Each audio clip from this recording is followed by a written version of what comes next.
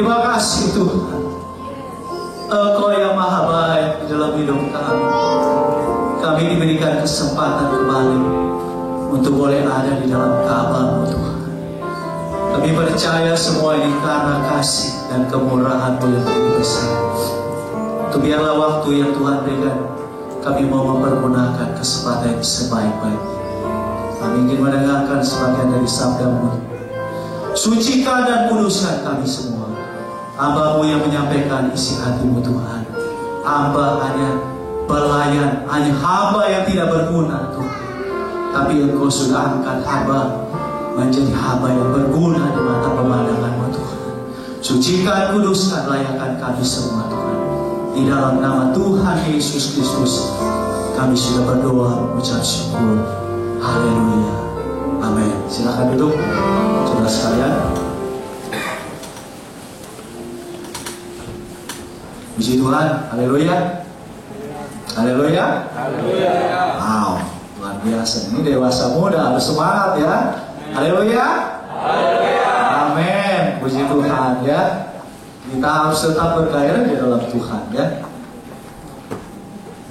Saya bersyukur, banyak terima kasih kepada Tuhan diberikan kesempatan melalui pastor kita, Bro Benny ya, dan timnya.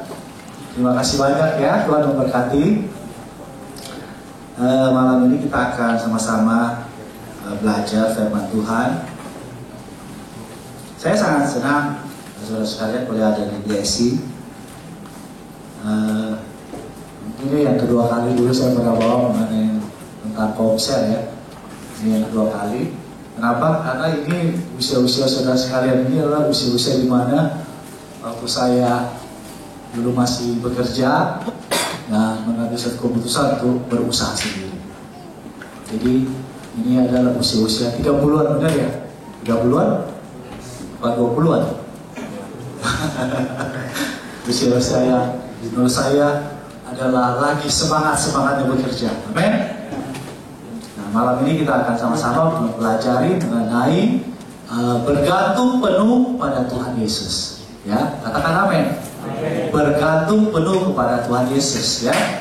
Tahun ini BIC ada tema ya, tema besar adalah tahun peningkatan ya, tahun peningkatan. Saya yakin tahun peningkatan terutama adalah peningkatan di bidang rohani ya. Jumlah jiwa yang bertambah ya. Segaris lurus pasti berkat-berkat jasmani mengiringi kita. Amin. Jadi kalau rohani bertambah, jiwa bertambah, itu otomatis berkat Tuhan bertambah buat kita. Itu udah nggak usah diminta, udah pasti bertambah. Ya, itu juga dalam kehidupan saya. Rohani bertambah, berkat juga bertambah. Amin. Seharusnya saya ngambil sendiri ya. Jadi saudara-saudara, jadi kalau kita lihat di dalam dunia ini ya, saudara sekalian, semua makhluk ciptaan Tuhan ya, khususnya manusia ya. Ya, kalau kita melihat dengan bertambahnya usia, bertambahnya pertumbuhan dari bayi, ya, dari menjadi dewasa, remaja, dewasa, ya, itu ketergantungan kepada orang tua dengan bertambahnya usia, ya, jasmani itu makin berkurang, betul ya, ya, saudara sekalian, makin berkurang. Jadi kita bertambah bertumbuh jasmani kita bertambah dewasa, kita akan berkurang ketergantungan kita kepada orang tua atau orang lain. Ya, contoh bayi ya, setiap itu harus kasih makan, kasih mandi, ya, diberi pakaian dan lain-lain. Harus ada tergantung pada orang tua. Ya, malah mungkin sampai mohon maaf dicebokin dia waktu bayi ya, di bipis mungkin harus ganti pampers dan lain-lain ya. Ya, pertumbuhan jasmani bertambah, ketergantungan kita kepada orang tua atau kepada orang lain itu makin berkurang sehingga kita menjadi mandiri ya. Tetapi dalam bidang rohani itu berbeda, bertolak belakang. Semakin kita bertumbuh rohani kita kepada Tuhan, ketergantungan kita justru bertambah kepada Tuhan. Ya, amin. Jadi kalau di dalam kehidupan sehari-hari kita bertumbuh dewasa, kita makin hari makin menjadi mandiri. Ya, tidak usah perlu sampai bantuan orang tua kita, orang lain. Tetapi kalau di dalam bidang kerohanian, dengan bertumbuhnya rohani kita, ketergantungan kita kepada Tuhan malah makin bertambah.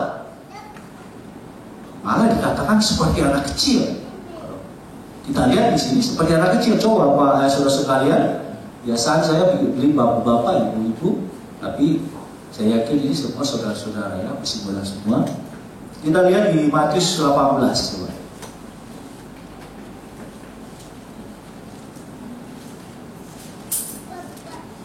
Sebenarnya saya kalau membawa renungan tuh gerakan-gerakannya makin sedikit gitu loh.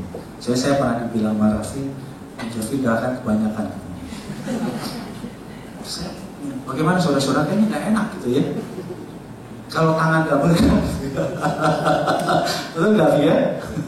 Berusaha sih gitu loh, gini dia saudara-saudara sekalian gitu. Cuman kalau nggak tangannya gerak antara ini itu, kayaknya perasaannya nggak enak. Soalnya setiap hari Kamis kan kita harus main bulu tangkis, bergerak terus tangannya gitu ya. Jadi kita lihat di Matius 18 ayat 4 ya. Sedangkan barang siapa merendahkan diri dan menjadi seperti anak kecil ini, dialah yang terbesar dalam kerajaan sorga. Maka Tuhan membandingkan kita seperti anak kecil. Kemurnian dan kerendahan hati kita menghadap Tuhan, ketergantungan kita, kerendahan hati kita seperti anak kecil. Tuhan Yesus katakan ya. Jadi seperti anak kecil. Malah kalau kita lihat ketergantungan ini, kalau kita ambil contoh di dalam firman Tuhan seperti Raja Daud ya, 1 Samuel 23 ayat 2 ya. 1 Samuel 23 ayat 2, Daud bertanya kepada Tuhan, apa Tuhan yang akan aku lakukan? Maju berperang atau tidak maju perang?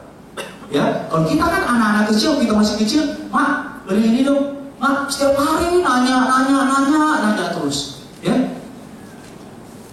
Kalau kita udah dewasa, udah mandiri, ngapain kita nanya sama orang tua? Ya, justru di dalam rohani kita, apapun yang kita lakukan, kita harus tanya kepada Tuhan. Ini Raja Daud sebagai contoh. Kedewasaan rohani Raja Daud, apapun yang dia perbuat, dia pasti tanya Tuhan.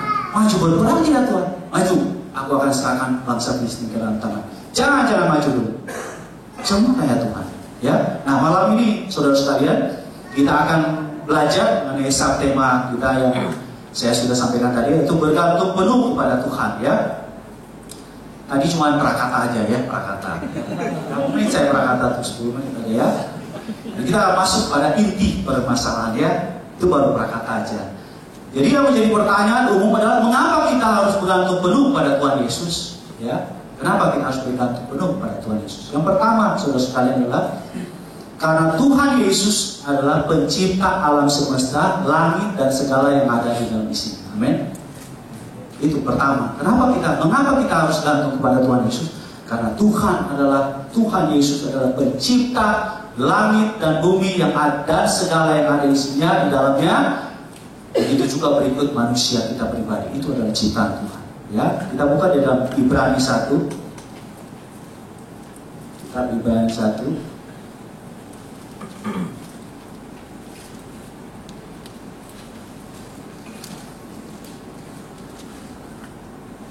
Ibrani 1 sampai 2.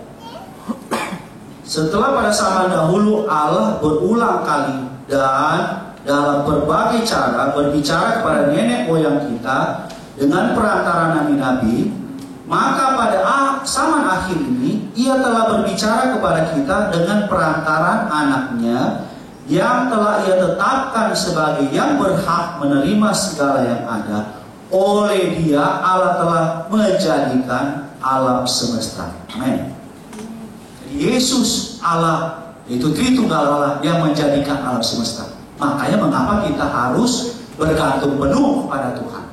Karena Dia adalah pencipta alam semesta dan kita sebagai manusia. Yang kedua, mengapa kita harus bergantung penuh pada Yesus? Karena Tuhan Yesus yang telah menebus dosa kita. Ayat ketiga. Jadi Ibrani 1 ayat ketiga. Yesus, Ia adalah cahaya kemuliaan Allah dan gambar wujud Allah dan menopang menopang segala yang ada dengan firman-Nya yang penuh kekuasaan. Dan setelah ia selesai mengadakan penyucian dosa, ia duduk di sebelah kanan yang maha besar di tempat yang tinggi, ya. Dan setelah ia selesai mengadakan penyucian dosa, ia duduk di sebelah kanan yang maha besar. Di sini garis bawahnya adalah mengadakan penyucian dosa, yaitu menebus dosa kita. Jadi yang bagian kedua adalah, saudara sekalian, Tuhan Yesus telah menebus kita, ya. Kita buka di 1 Petrus 1. 1 Petrus 1 ayat 18 sampai 20.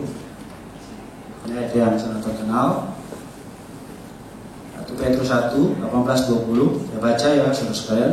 Sebab kamu tahu bahwa kamu telah ditebus dari cara hidupmu yang sia-sia, yang kamu warisi dari nenek moyangmu. Itu bukan dengan barang yang fana, bukan pula dengan perak dan atau emas, melainkan dengan darah yang mahal, yaitu darah Kristus, yang sama seperti darah anak domba yang tak bernoda dan tak bercacat. Ia atau Yesus telah dipilih sebelum dunia dijadikan, tetapi karena kamu baru menyatakan dirinya pada zaman akhir. Amin.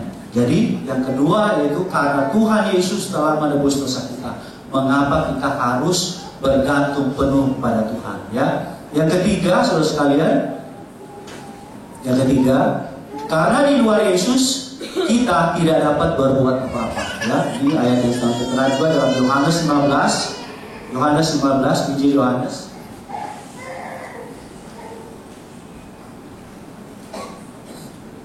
Injil Yohanes 15 1-6 saya baca, ya.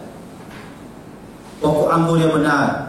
Akulah pokok anggur yang benar dan Bapakulah pengusahanya. Setiap ranting padaku yang tidak berbuah dipotongnya, dan setiap ranting yang berbuah dibersihkannya, supaya ia lebih banyak berbuah. Kamu memang sudah bersih karena firman yang telah kukatakan kepadamu. Tinggallah di dalam aku dan aku di dalam kamu. Sama seperti ranting tidak dapat berbuah dari dirinya sendiri kalau ia tidak tinggal pada pokok anggur. Demikian juga kamu tidak berbuah jika kamu tidak tinggal di dalam aku. Akulah pokok anggur dan kamulah ranting-rantingnya. Barang siapa tinggal di dalam aku dan aku di dalam dia, ia berbuah banyak, sebab di luar aku kamu tidak dapat berbuat apa-apa.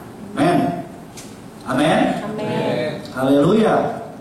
Di luar Tuhan Yesus kita tidak dapat berbuat apa-apa. Makanya kita harus bergantung penuh pada Tuhan.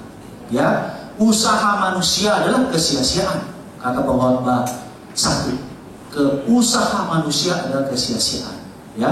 Jadi semua karena Yesus, ya. Pertanyaan yang berikutnya Bapak saudara sekalian adalah, bagaimana kita bisa bergantung penuh pada Tuhan Yesus, ya? Bagaimana kita bisa bergantung penuh pada Tuhan Yesus, ya? Tadi kita pada pertanyaan adalah mengapa kita harus bergantung, ada 3, ya. Dan sekarang adalah bagaimana kita bisa bergantung penuh kepada Tuhan Yesus. Pertama, ya, iman kepada Tuhan. Harus ada iman, ya. Iman ini sangat penting, saudara sekalian, ya. Roma 10 ayat 17, iman timbul dari mendengarkan akan firman Allah, ya.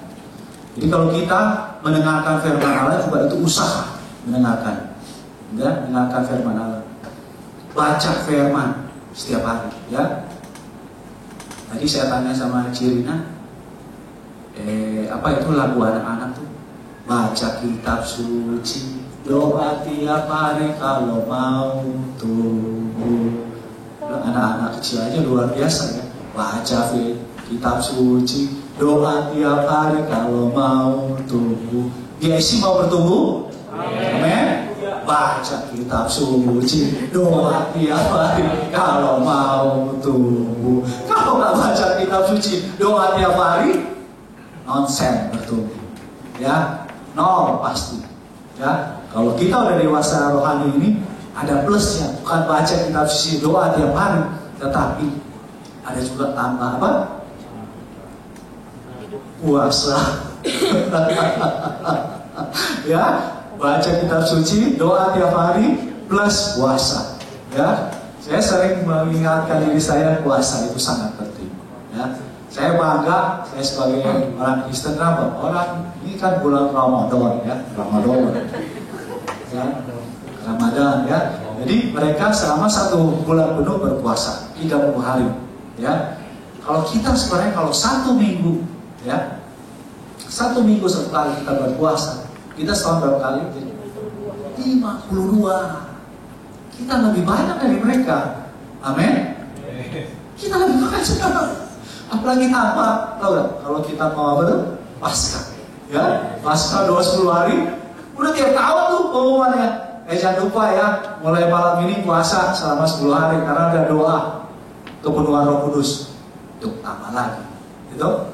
Belum lagi mau retreat, family camp, tambah lagi puasa.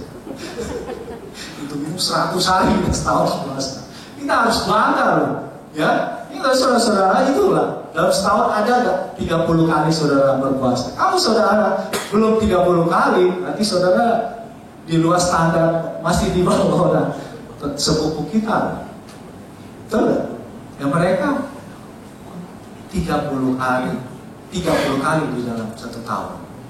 Kalau kita harus bangga. Biasakan puasa, baca kitab suci, doa tiap hari, puasa tiap minggu, ya. Biasa mau bertumbuh, baca kitab suci, doa tiap hari, plus puasa. Dijamin, digaransi pasti bertumbuh. Karena yang menumbuhkan itu Tuhan, bukan usaha kita. Gak ada. Di Kisah Para Rasul, Tuhan menambahkan jumlah mereka, bilangan mereka. Tidak ada usaha kita, tidak ada sama sekali. Usaha kita cuma berdoa. Apalagi kita gak ada karunia untuk digagal si Pak. Bapak udah percaya Tuhan, belum bertobat Pak. Bapak pasti masuk surga. Mungkin kita digolokin kali ya. Besok ya. Kita digolokin pasti. Kita nggak punya karunia itu, saudara-saudara. Ini apa yang kita harus perbuat? Baca kitab suci, doa, dan puasa. Tuhan pasti mendatangkan jiwa-jiwa buat BFC. Itu saya garanti, saya imani di dalam iman saya pasti. Ya, itu pertama ya, saudara sekalian. Harus beriman kepada Tuhan, ya. Iman itu bertumbuh, pasti dia bertumbuh. Bertumbuh mana? Dengarkan, ya. Baca, puasa. Dengarkan, baca, puasa. Renungkan Mazmur 1 ayat 2, ya. Renungkan siang dan malam, ya. Renungkan. Saya pernah sharing di doa sama teman-teman. Kenapa ya orang-orang tua kepada pikun ya? Gitu. Maksudnya bapak kepala kita nih otaknya sangat fresh gitu ya. Lalu jangan salah, kan merenungkan firman Tuhan siang dan malam. Apa yang mau disampaikan kan direnungkan, betul gak saudara-saudara ya? Makanya itu otaknya fresh. Kenapa? Merenungkan firman Tuhan siang dan malam, ya. Habis itu yang kedua, ya, kedua ini juga penting. Yang pertama, bagaimana kita bisa bergantung penuh pada Tuhan? Ya, yang pertama harus punya iman. Iman bertumbuh, ya. Iman bertumbuh, mendengar, baca firman, ya. Habis itu yang kedua, tidak ada celah. Tidak boleh ada celah. Ya. Bagaimana kita bisa bergantung penuh kepada Tuhan? Tidak ada celah. Jadi penuh. Kalau kita isi air gelas, ya, itu rata, penuh, jangan ada celah. Kita buka di Kitab Keluaran 20, ini ke-10 perintah Tuhan.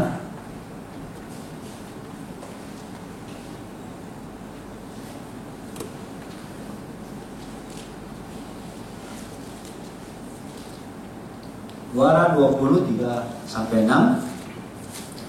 Saya baca ya saudara sekalian. Keluaran 20, jangan, ayat 3 dan sampai 6. Jangan ada padamu Allah lain, ini Allahnya huruf kecil ya, di hadapanku. Jangan membuat bagimu patung yang menyerupai apapun yang ada di langit, yang ada di angin di atas, atau yang ada di bumi di bawah, atau yang ada di dalam air di bawah bumi. Jangan sujud menyembah kepadanya atau beribadat kepadanya. Sebab aku Tuhan Allahmu adalah Allah yang cemburu, yang membalaskan kesalahan bapa kepada anak-anaknya, kepada keturunan yang ketiga dan keempat dari orang-orang yang membenci aku. Tetapi aku menunjukkan kasih setia kepada beribu-ribu orang, yaitu mereka yang mengasihi aku, yang berpegang pada perintah-perintahku. Amin. Jadi tidak boleh ada celah. Ya, bagaimana kita bisa bergantung penuh kepada Tuhan? Jangan beri celah pada Allah yang huruf kecil. Ya, jangan beri celah. Ya, Tidak boleh ada celah. Kita udah baca ya ini. Di akhir zaman ini, saudara sekalian, Allah yang huruf kecil itu bukan seperti patung-patung, ya. Itu udah kuno, zaman dulu ya. Sekarang Allah yang kecil itu berbentuknya lain, ya. Dia bisa berbentuk satu, uang, ya. Nomor satu, kekuatan diri sendiri, ya. Uang, kekuatan diri sendiri, dan orang lain. Orang lain ini termasuk orang tua, ya. Orang lain ini termasuk orang tua. Jadi uang, kekuatan diri sendiri, dan orang lain atau orang tua itu termasuk Allah yang kecil, ya. Kalau kita buka di dalam kitab Yeremia 17, dia juga terkenal.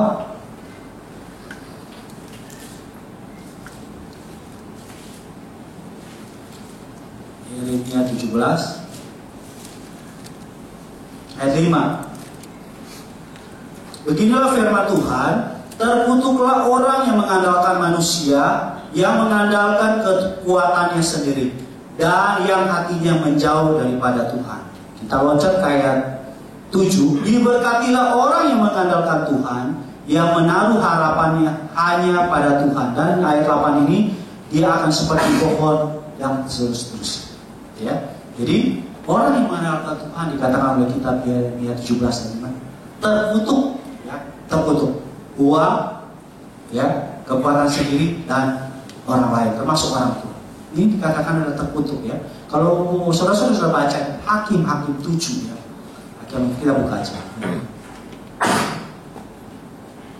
Hakim-Hakim 7.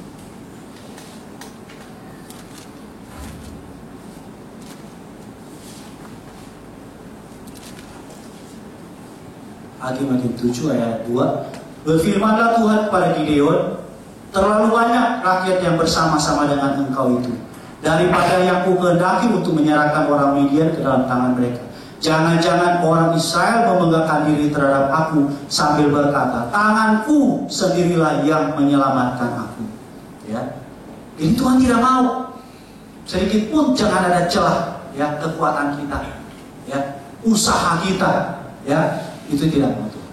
Ini firman Tuhan, katakan, ya, tidak ada celah untuk kita taruh yang Allah kecil itu di dalam pengiringan kita kepada Tuhan dalam apapun yang kita perbuat, ya. Jadi terkutuk dikatakan oleh kitab Yeremia 17 ayat 5 itu terkutuk, ya.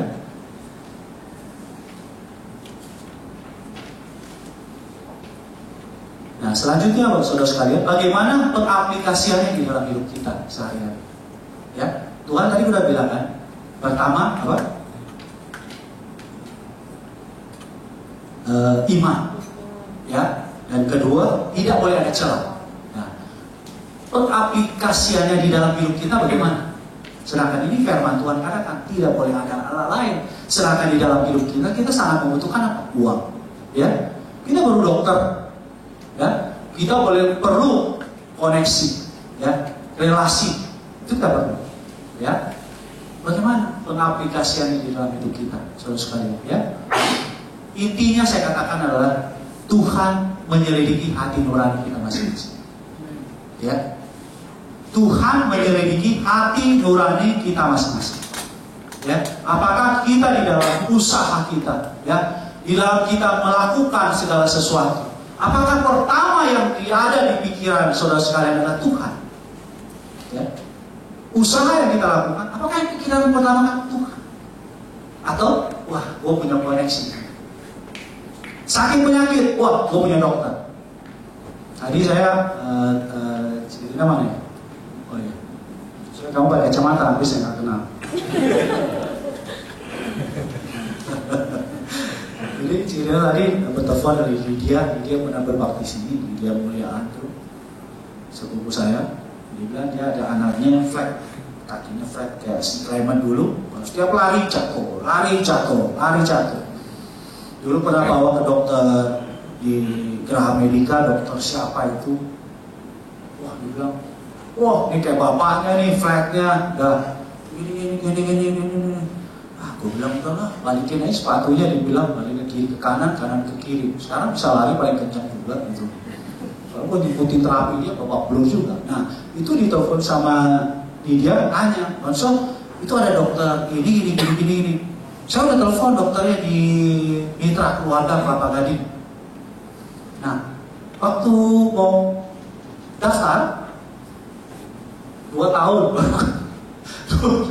2 tahun baru ketemu apa itu dokternya itu kan luar biasa menurut saya, ya. Apakah kita harus sampai begitu? Tuhan menyelidiki hati nurani kita, amin. Ya, Tuhan kalau ada di pikiran kita pertama, wah, gua harus cari dokter yang paling hebat, nggak salah. Ya, Tuhan menyelidiki hati nurani kita masing-masing. Tidak dapat dipungkiri itu semua. Tapi kalau kita pertama ada permasalahan, ada sakit penyakit, atau ada kita mendirikan usaha atau apapun, tapi kalau kita pertama yang kita pilih Tuhan, apa yang aku rasa lakukan, itu pasti digaranti sama saya, Tuhan akan tunjukkan jalan yang terbaik.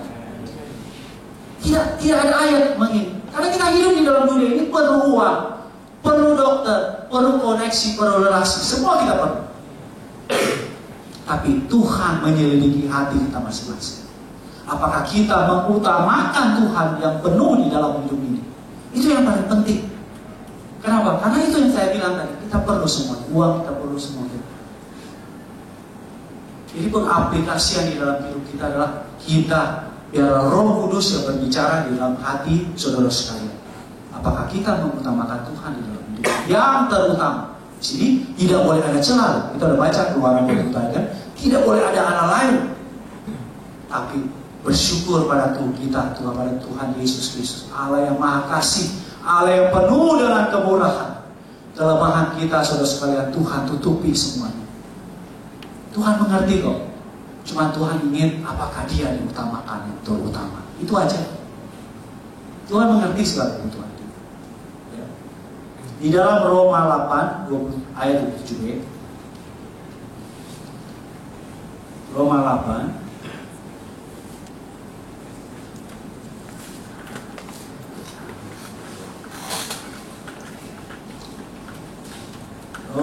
ayat 27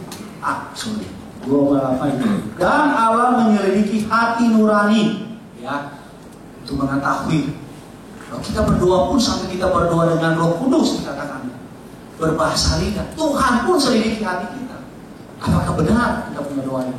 Apa untuk kepentingan diri kita sendiri? Tuhan menyelidiki semua hati kita, ya. Saya akan beri kesaksian untuk sekalian. Beberapa tahun yang lalu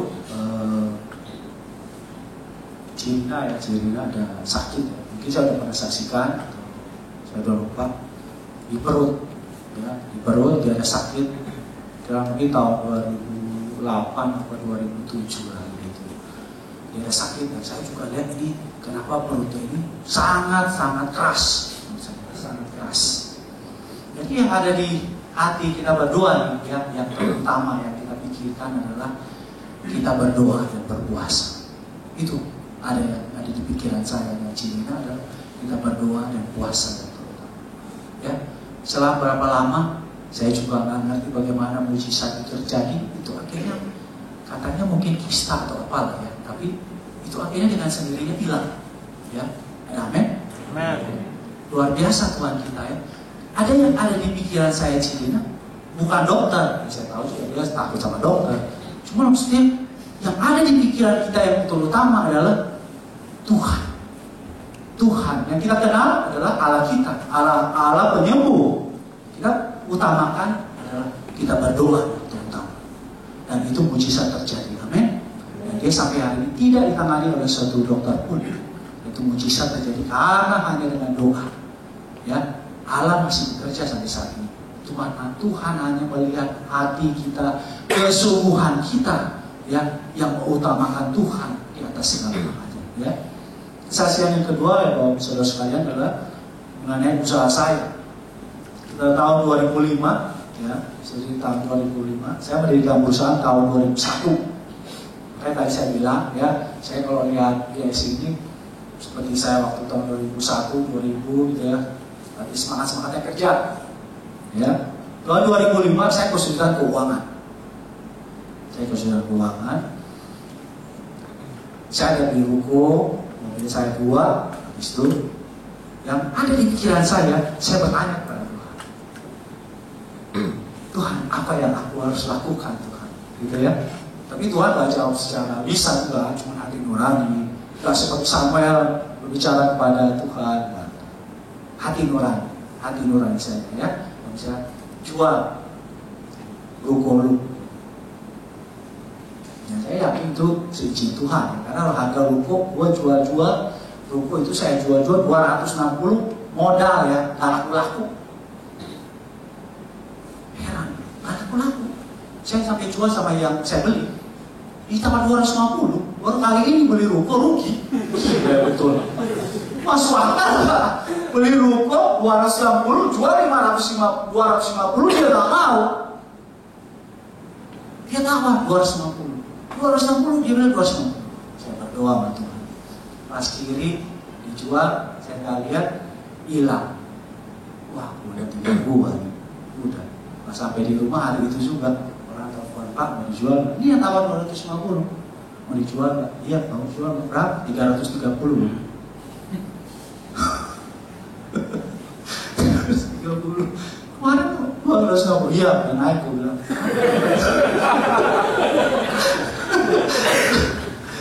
Iya, udah naik. Kenapa? Nggak tahu. Feeling saya bilang. Yang mau beli order, yang mau beli telepon saya. Dia pakai perantara Pak. 330 tak kurang enggak sama sekali. Enggak kurang. Seperak pun kurang. Beli juga 330. Ajaib gak? Ajaib gak? Seizin Tuhan bilang jual ruko lu. Tuhan gak bilang jual ruko. Dia bilang jual mobil lu lagi. Oh Tuhan. Gue bilang gimana? Saya iseng-iseng ya, saudara sekalian, saya telepon orang yang paling dekat sama saya. Orang dekat Cilina ya, di luar Cilina. Tidak usah saya sebutkan ya, saudara sekalian. Orang kedua setelah Cilina, paling dekat. Aduh, dia bilang begini. Nanti orang bilang apa sama lu bangkrut. Tapi saya nggak merasa bagaimana ya. Saya hanya serahkan seluruh persoalan keuangan hidup saya kepada Tuhan. Gak ada sedikit pun saya jual ruko, saya jual mobil. Saya ikutin apa yang Tuhan perintahkan. Ya. Dan kenyataannya Tuhan balikin. Saya punya 2 mobil lagi sekarang. Gitu kan? Jadi ini menurut saya suatu keajaiban yang luar biasa. Kenapa? Kita belajar bertanya kepada Tuhan. Amin. Kesulitan apapun di dalam hidup kita tanya kepada Tuhan. Ya, kita berserah kepada Tuhan. Kita tanya, apa yang aku harus lakukan Tuhan? Orang yang terdekat sama saya aja bilang, bagaimana nanti mereka bilang, orang lain bilang, lu bangkrut. Shock juga sih saya. Tapi saya harus ngikutin apa yang Tuhan katakan. Segala kedagingan saya jual, ini saya jual. Saya dapat berapa ratus juta, saya kumpul lagi, saya usahakan sampai saat ini sudah 2016 ini ya Tuhan, 10 tahun. Amin. Ini menurut saya adalah sesuatu yang luar biasa dalam kehidupan saya pribadi. Ini bergantung penuh kepada Tuhan. Amin. Orang yang terdekat tuh saya tanya. Orang yang terdekat, saudara sekalian. Nanti apa kata orang? Lu bangkrut ya? Tapi saya tetap percaya Allah yang saya sembah, Allah yang kita sembah, Allah yang luar biasa. Allah yang luar biasa. Saya nggak mengandalkan orang. Saya bisa aja pinjam uang segala macam gitu. Tapi saya tidak lakukan. Jadi ini yang harus saya jual. Saya tidak mempertahankan hak saya, tapi saya jual apa yang bisa saya pakai untuk nutupin keuangan saya. Dan puji Tuhan sampai hari ini usaha saya tetap berjalan karena kemurahan dan kasih Allah. Amin. Yang kesaksian yang kedua juga saya dengar di radio RPK ya. Radio RPK. Jadi setiap kali saya pulang bulu tangkis, saya selalu setel radio RPK. RPK atau satu lagi itu ada itu radio Kristen. Saya demen sekali dengan radio untuk dengar firman Tuhan. Ya, itu pulang dari bulu tangkis pasti saya setel. Nah, itu ada kesaksian mengenai seorang ibu, ya, seorang ibu muda. Dia ini punya anak. dia punya. Ya, dia udah segala usaha dilakukan sampai keluar negeri. Ya, secara tidak langsung dia udah pakai kekuatan dia sendiri dan kekuatan uang. Dan dia di situ dikesaksikan adalah bahwa dia bersyukur kepada Tuhan bahwa Tuhan kasih pengertian kepada dia. Jangan dia mengandalkan uang, dia jangan andalkan kekuatan dia, tapi dia andalkan Tuhan. Inti selesai dari kesaksian adalah dia mempunyai anak. Amin. Kita taruh semua yang kita ingin kepada Tuhan, tapi tidak boleh ada celah. Ya, Tuhan menyelidiki hati kita. Ya, kalau mungkin saudara sekalian ada di antara saudara sekalian sampai saat ini belum menerima jawaban dari Tuhan, ya, kita harus tetap berharap. Amin. Bersandar penuh kepada Tuhan. Saya yakin, saya percaya bahwa ada firman Tuhan yang katakan kalau kita berdoa belum jawab, mungkin kita salah berdoa. Tapi saya tidak percaya kalau kita salah berdoa. Saya cuma yakin waktu Tuhan belum. Ya. Kedua adalah mungkin kita kurang sungguh-sungguh. Ya, kalau kita lihat dalam Kejadian 32 mengenai Yakub, ya, mengenai Yakub waktu yang dia namakan itu Peniel, itu kan dia bergumul dengan Tuhan. Dan dari subuh, dari malam sampai fajar menyising, dia bergumul dengan Tuhan, dikatakan di situ, ya. Sehingga nama Yakub itu, yang namanya Yakub, Tuhan ganti menjadi Israel. Kenapa? Karena Yakub bergumul dengan Tuhan dan dia menang. Namanya diganti menjadi Israel. Yang itu bergumul dia. Waktu dia gumul terakhir, udah fajar menyingsing, Tuhan bilang, atau malaikat Tuhan bilang itu, lepaskan aku karena fajar sudah menyingsing. Tidak, dia bilang, aku tidak akan melepaskan engkau sebelum engkau memberkati aku. Amin. Jadi kita harus minta sesuatu kepada Tuhan, bukan kita memaksa kepada Tuhan, tapi Tuhan memiliki hati kita. Apakah kita sungguh-sungguh berdoa kepada Tuhan? Itu aja sih. Berapa banyak yang air mata yang saudara-saudara curahkan untuk berdoa kepada Tuhan? Untuk jiwa-jiwa berapa banyak saudara curahkan? Ya, Tuhan tampung semua itu dalam kirbat Allah, dikatakan oleh firman Tuhan. Ya. Jadi Tuhan melihat hati kita, kesungguhan hati kita berdoa kepada Tuhan. Apa kita sungguh-sungguh? Kayak aku bilang, tidak, aku tidak akan melepaskan engkau sebelum engkau memberkati aku. Jadi itu kita harus berdoa dengan sungguh-sungguh kepada Tuhan. Jadi saya percaya, bukan kita salah berdoa, tapi waktu Tuhan belum, atau kita kurang sungguh-sungguh berdoa. Ya, mungkin saudara sekalian ada jawaban-jawaban yang belum diterima di dalam doa saudara, doa untuk pertambahan jiwa dan reaksi, ya, mari kita bergantung penuh kepada Tuhan. Ya, jangan ada celah. Ya, kita gantungkan semuanya kepada Tuhan. Ya, berdoa, baca firman Tuhan, puasa, itu aja yang kita lakukan. Saya sering merenung ya di dalam hidup saya. Saya selalu berdoa kepada Tuhan dan saya boleh dikatakan saya terlalu emosional, ya, emosional ini dalam arti kata saya sering mencucurkan air mata. Kenapa?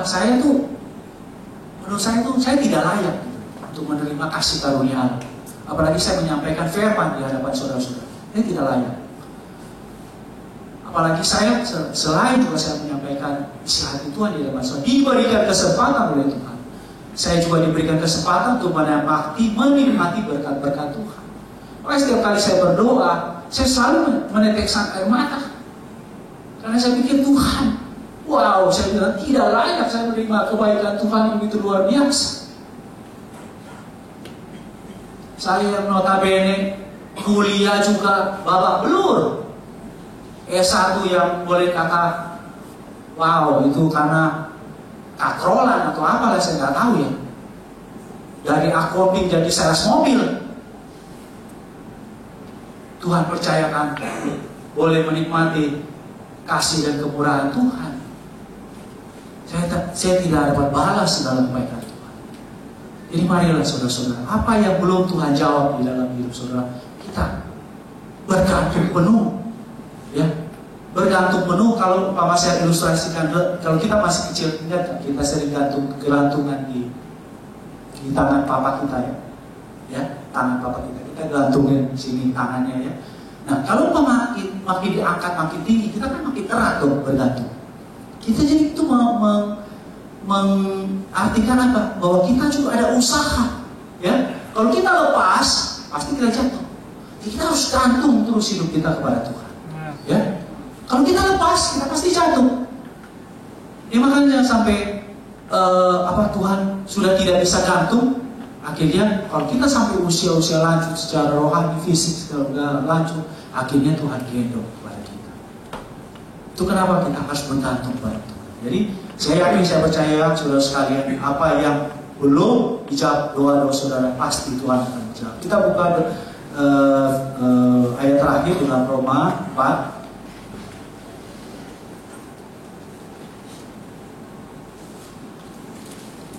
Roma 4, 18-20. Sebab sekalipun tidak ada dasar untuk berharap, namun Abraham berharap juga dan percaya bahwa ia akan menjadi bapa banyak bangsa menurut yang telah difirmankan. Demikianlah banyaknya nanti keturunanmu. Imannya tidak menjadi lemah walaupun ia mengetahui bahwa tubuhnya sudah sangat lemah, karena usianya telah kira-kira 100 tahun dan bahwa rahim Sarah telah tertutup.